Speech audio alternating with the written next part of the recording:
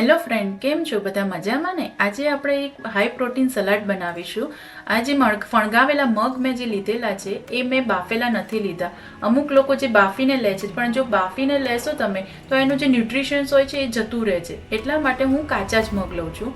આ મગ મેં એક રાત પહેલાં જ તૈયાર કરી લીધા હતા. અહીંયા મેં ડુંગળી લીધી છે ફાઇન ચોપ કરીને. જે લોકો અનિયન ન ખાતા હોય એ આને ના નાખે, એની રિપ્લેસમાં કોબીજ પણ તમે એડ કરી શકો છો. અહીંયા મેં half cup of rajma boil કરેલા લીધા છે, જે આપણને ઘણા ફાયદાકારક છે. હાફ કક્યુમ્બર લીધી છે મેં ઝીણી ચોપ કરેલી. મેં 8 થી 10 નંગ ગ્રેપ્સના લીધા છે, જેથી તેને ખટ્ટો મીઠો ટેસ્ટ થોડો આવશે. થોડા 100 ગ્રામ જેટલા મેં પનીર ક્યુબ્સ સોતે કરીને લીધેલા છે. બીટ અને ગાજરને મેં ઝીણા ચોપ કરીને લીધા છે, અને ટોમેટો છે જે ઝીણા ફાઇન ચોપ કરીને લીધેલા છે.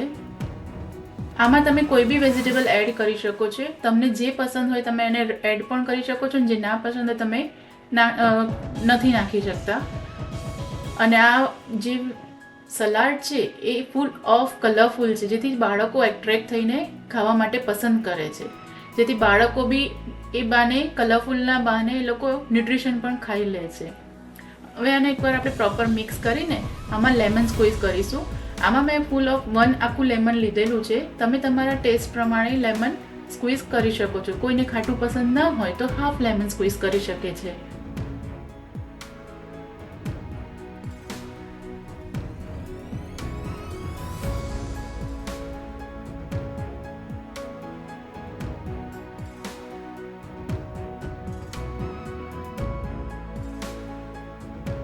અને આપણે આમાં છેલ્લે કોથમીરથી નાખીને ગાર્નિશ કરીશું. અને ફરી એકવાર પ્રોપર આપણે મિક્સ કરી દઈશું. અને આમાં એક ચાટ મસાલો નાખીશું આપણે, જે આપણે ટેસ્ટ અકોર્ડિંગ નાખીશું.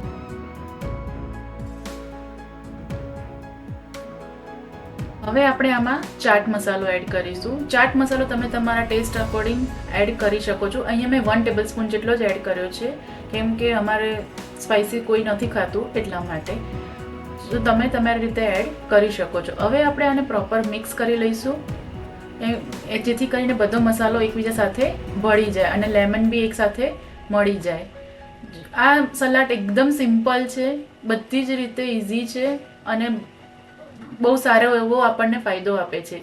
જો તૈયાર થઈ ગયો ને મસ્ત એવો સલાડ, પ્રોટીન સલાડ.